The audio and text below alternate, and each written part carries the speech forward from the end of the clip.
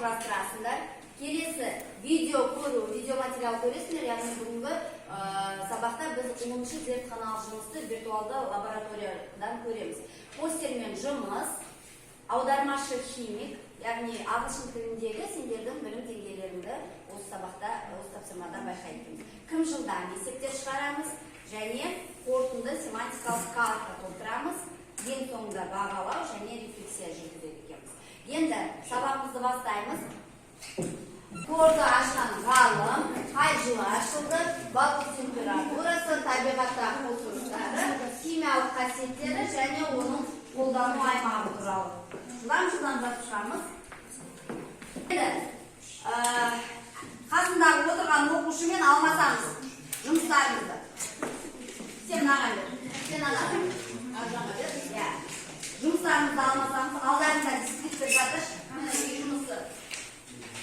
Тапсырма жалғасы газ, екінші сары жасыл, швед ғалымы 1774 жылы ашылған екен. Бақыт температурасы 101 градус Цельсий. Қосылыстары хлоридтер, химиялық реакция теңдеуінің өнімі хлор газы менен марганец хлориді. Көп ең таралған қосылыстарының бірі натрий хлориді және қолданылуы өнеркәсіпте қолданылады. Ал тексердік пе? Яғни сендерге қима қағаздары беріледі. Осы қима қағаздар арқылы сендер бір химиялық формуланы өзінің тобындағыны жығын.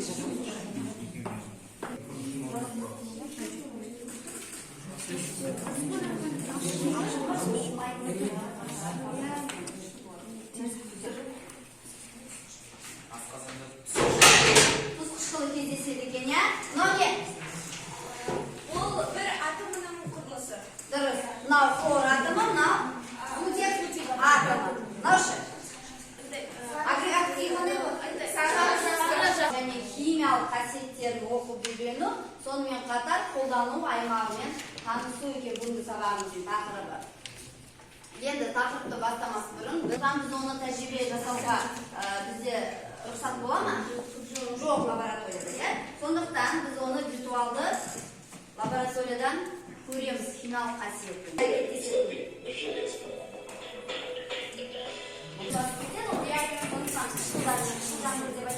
Зертханалық жұмыс деймізде. Сабақ қышқылының, хлорсутек қышқылының химиялық қасиетімен танысу дейміз. Екі валентті темір хлориді түзіледі. Еш уақытта үш валентті темір хлориді түзілмейді. Хлорсутек қышқылының физикалық қасиетіне сипаттама береді. Жылдан бастаймыз. Келесі үшінші топ химиялық қасиетіне жалпы сипаттама береді. Химиялық қасиеті дегеніміз реакция теңдеулері, яғни немен әрекеттесе алады. Бәріміз ана кітаптан қарап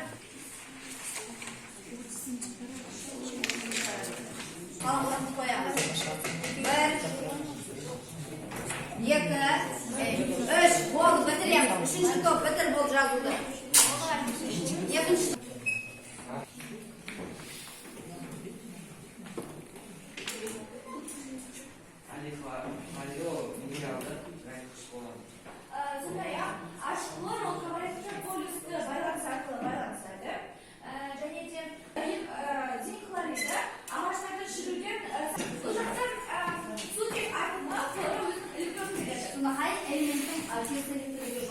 Хлордың теріс элементілері сутекке қарағанда көбірек. Сондықтан байланысқан кезде сутекте хлордың теріс элементілері жоғары. Сондай-ақ бізде көптеген салаларда, мысалы, медициналық, фармацевтикалық, тағам салаларында осы ашық хлор жасалады. тұзы мен сол. Көптеген сұранысқа ие.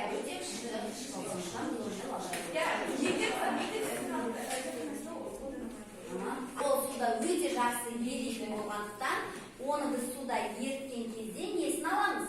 Оны ерітін аламыз. Суын аламыз, дұрыс айтады.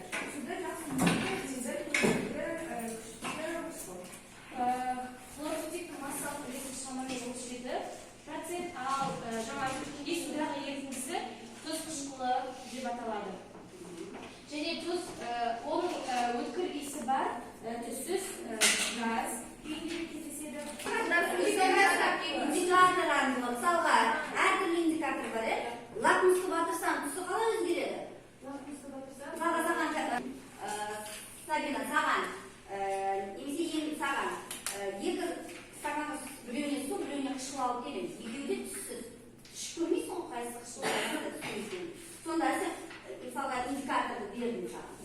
Bakыңыз. Енді екеуінде батырдың сонда қышқылы бар стаканда оның түсі қалай өзгереді? Біз бұны 7-ші сыныпта өткенбіз. Қышқылға батырсақ, цветі қалай өзгеріп кетеді? Қып-қызыл болып өзгеріп кетеді екен, отыра ғой. Енді бұл жерде қосылдегі химиялық кесірсек, Сізде дәптерге химиялық қасиетті ашық болып түзіледі. Және де оның негізгі әрекеттері. Мысалы, барий оғаш шетімен екі ашылуы. Мысалы, ол тұздардың әрекеттескен кезде тек қана күн бал болатын кезде, электролиз болатын кезде ғана бұл кезде солай түзіледі. Және де тағы да сол металдармен белсенді қадағанда сутекке дейін болмаса металдармен әрекеттескен кезде, мысалы, оның ферромен ашылуы барлық уақытта екі валенттер. Ал дегенім сенен химиялық қасиеті сутекке байланысты. Сонда қанша сутек бар екен формуласында? Бір сутек бар. Сондықтан бір негізді деп айтады екенбіз. Отыра ғой. Бірінші топ сұрақ бар ма? Сіздер ол сондай қандай салада қолданады? Біз оны жаңа айтып өнеркәсіп салаларында қолданады, фармацевтикаларда қолданады. Адамдар үшін кездесе ма? Адамдар кездеседі, мысалы, тұз ретінде натрий хлорид. Жоқ. Біз қышқылын айтып жатырмыз. Ашық хлорды айтып жатырмыз. Мынау биологиядан өткендер ғой. Сонда ол не екен? Бізге ол химиялық реагент, ал асқазанда ол фермент рөлін атқарады. Екінші сұрақ, екінші топ. Енді келесі тапсырмамыз жаңаға байланысты, яғни толық сипаттама бере алады. Толық сипаттама бердік пе? Түсінікті болды, осы кезде. Толтырамыз. Енді келесі тапсырма аудармашы химик. Яғни осы тексті оқып, қаншалықты мағынасын ағылшын тілінде түсіне аламыз. Aqueous solution of hydrochloric acid and single base acid. Не дейді екен? Жалпы хлор сутек қышқылы және тұз қышқылы, ашық хлор, жалпы осы тұз қышқылының суы ерітіндісі. Single base acid деген не? 36% the density of this solution is 1.80 gram centimeter cube. A clear liquid with sharp odor сүзеде бастайды. Яғни аузын ашық қалдырып қоятын болсақ, ол ауаға не істейді екен? Сүтін сияқты шығады екен, және қандай асид дейді? Күшті. Сол себептен суда жақсы ериді. Ал енді үшінші топ. Hydrochloric acid interacts with the many metals and their oxide to form salts, chlorides, most of which are well soluble in water. Не дейді? Хлор өзі қышқылы. Interaction деген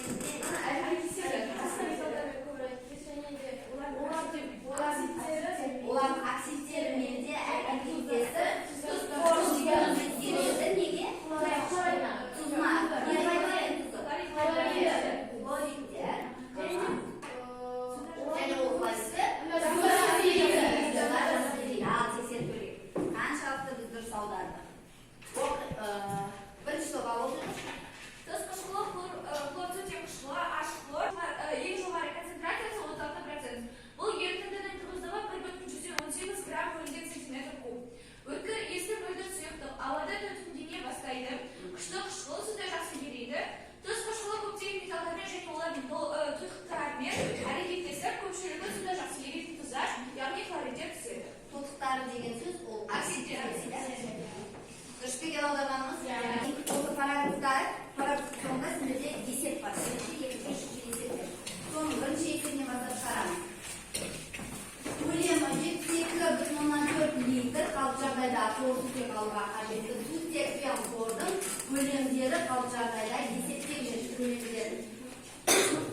Барлығымызда ашып орындаймыз. Кім тақтаға шығарады?